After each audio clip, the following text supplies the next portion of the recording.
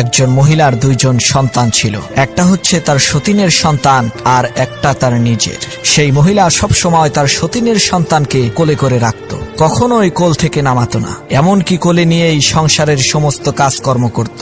যখন পাড়ায় বেড়াতে যেত, নিজের ছেলেকে হাত ধরে হাঁটিয়ে নিয়ে যেত এবং সতীনের সন্তানকে কোলে করে নিয়ে যেত। সতীনের সন্তানের প্রতি ভালোবাসার এই বিরল দৃষ্টান্ত দেখে এলাকার সমস্ত লোকেরা সেই মহিলার প্রশংসায় একেবারে পঞ্চমুখ হয়ে উঠল। সবার মুখে একই কথা, এই মহিলার মতো ভালো মহিলা আর নাই।